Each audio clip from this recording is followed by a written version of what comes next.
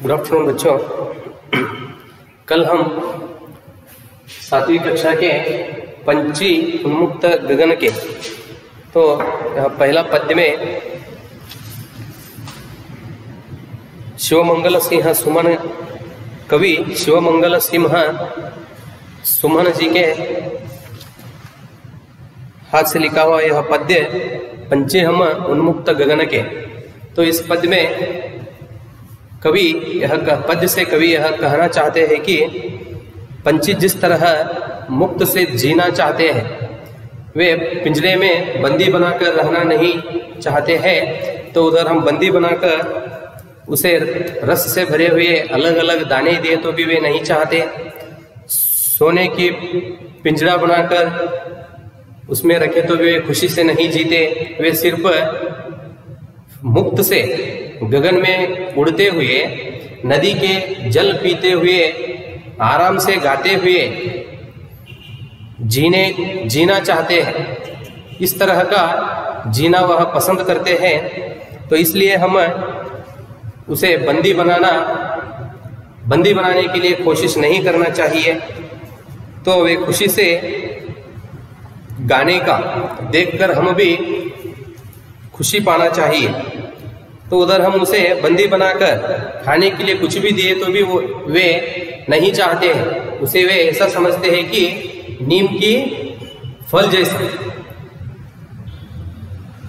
तो इसलिए पंछी को हम सिर्फ मुक्त में छोड़ना ही सही है। उसे हम बंदी बनाने के लिए कोशिश नहीं करना चाहिए। पहला और दूसरा पद्य में कवि इस तरह कहते हैं। तीसरा पद्य में कवि क्या कहते हैं देखेंगे बच्चों। स्वर्ण श्रृंगाल के बंधन में अपनी गति उड़ान सब भूले, बस सपनों में देख रहे हैं तरु की पुनगी पर के झूले। और चौथा पद्य, ऐसे थे अरमान की उड़ते नीले नभ की सीमा पाने, लाल किरण सी चोंच खोले चुगते तार अनार के दाने। तो ये दोनों पद्य में बच्चों तो दो नए शब्द हैं और शब्द भी आप लिख सकते हैं। स्वर्ण मतलब सोना, कल भी आया था ये शब्द।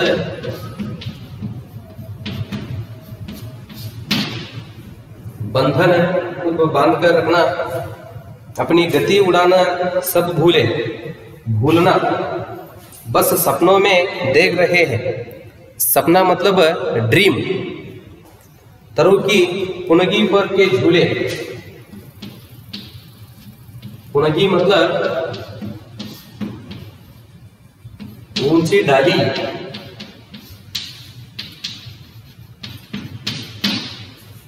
डाली झूले मतलब झूलना। ऐसे थे अरमान की उड़ते नीले नभ की सीमा पाने, लाल किरण सी चोंच खोले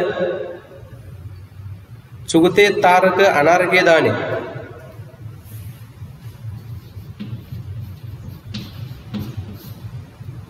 चुगते मतलब चोंच से दान उठाकर खाना।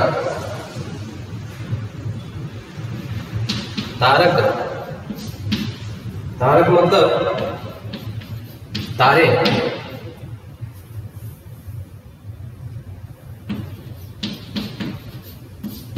चोंच से दाने उठाकर खाना। तो तीसरा और चौथा पद्य में आए हुए नए शब्द इस तरह है बच्चे। तो देखिए इस पद्य में या दोनों पद्य का सार क्या है, तो सारांश क्या है, कवि क्या कहते हैं। कविता में पंछी कहते हैं कि हमें सोने के पिंजरे में बंद कर दिया गया है। हमें सोने के पिंजरे में बंद कर दिया गया है।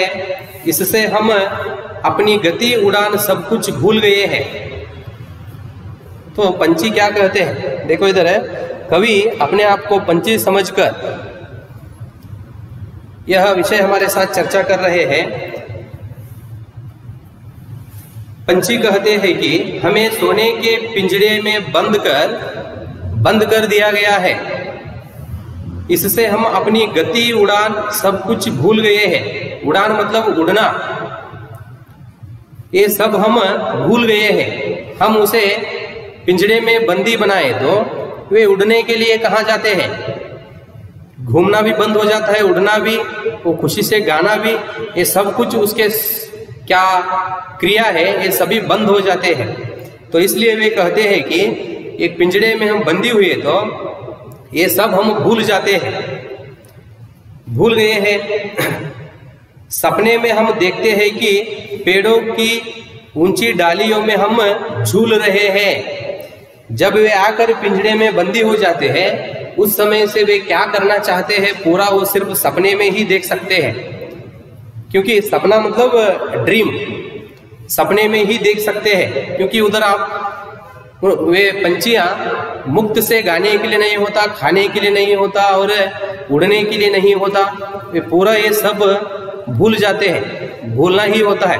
फिर वे मन से यह बात कहते हैं कि पेड़ों की ऊंची डालियों में हम झूल रहे हैं, ये सब सपने में हो रहा है, मतलब ड्रीम में।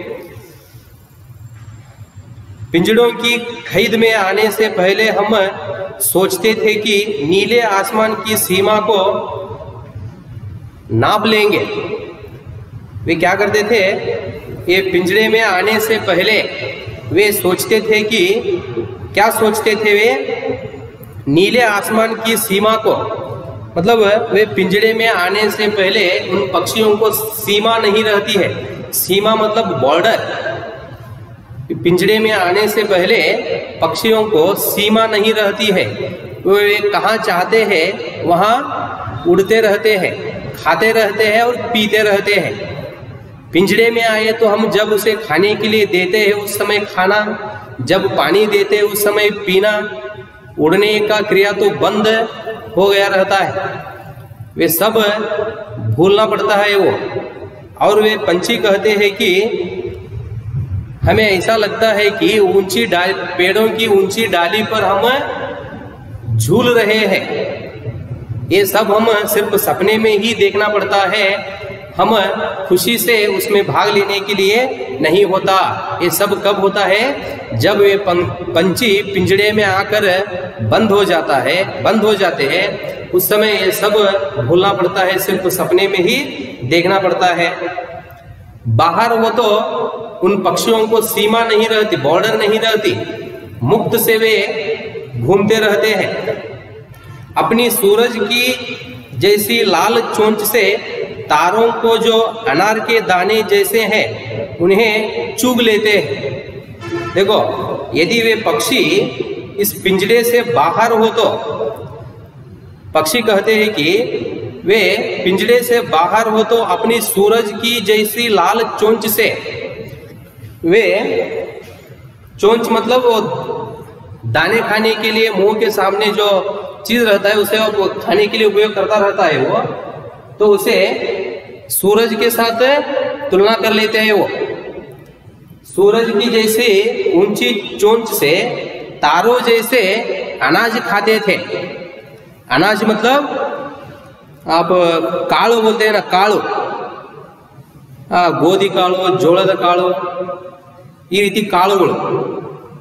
पंछी कहते हैं कि हम इस पिंजरे से बाहर होते समय सूरज जैसे हमारे चोंच से तारे जैसे दाने खाते थे, आराम से, मुक्त से, संतोष से हम इस तरह समय बिताते थे।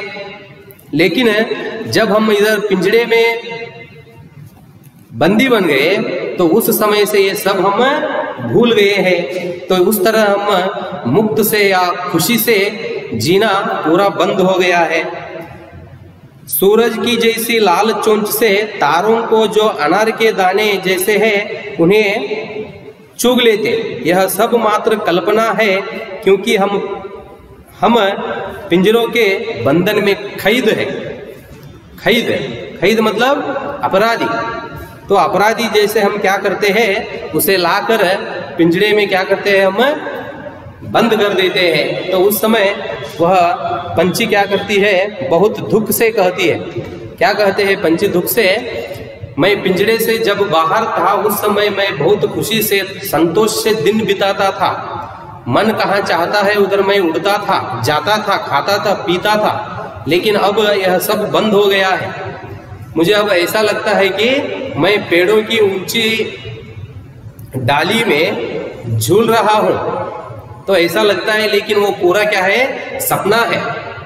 और बाहर मैं खुशी से सूरज जैसा मेरा चोंच से तारे जैसे दाने खाता था, अब जब मैं इस बंधन में आ गया हूँ तब से ये पूरा क्या हो गया है, बंद हो गया है। तो अंत में वो पंछी कहते हैं कि यह सब मात्र कल्पना है, जब मैं अंदर आकर बंदी बन गया हूँ अब से यह पूरा क्या है, कल्पना है, सिर्फ स्मरण करने के लिए है, लेकिन अब वह करने के लिए नहीं होता। जब मैं अंदर आ गया हूँ तब से यह पूरा क्रिया बंद हो गए हैं, सिर्फ एक क्या है, अब स्मरण है, कल्पना है, क्योंकि हम पिंजरों में बंधन में कैद है। अब क्योंकि वो सिर्फ कल्पना है, क्योंकि हम पिंजरों में आकर क्या है, बंदी होकर कैद बन गए हैं, अपराधी बन गए हैं। तो इस तरह पंछी अपने दुख को हमारे साथ चर्चा कर लेती है। यह समझकर बच्चों हम पंछी को बंदी बनाना छोड़ देना है। जिस तरह हम मुक्त या आज़ादी से संतोष से जीवन बिताते हैं, तो उसी तरह पंछी को भी हम मुक्त और आज़ादी से जीने के लिए अवसर देना है। तो ऐसा हम किए तो वे भी हमारे जैसे खुशी और संतोष से जीने के लिए कोशिश करते हैं। ये तो तीसरा और चौथा पद में कवि पंछी के बारे में या पंछी के स्वभाव के बारे में हमारे साथ इस तरह इस विषय का चर्चा किए हैं।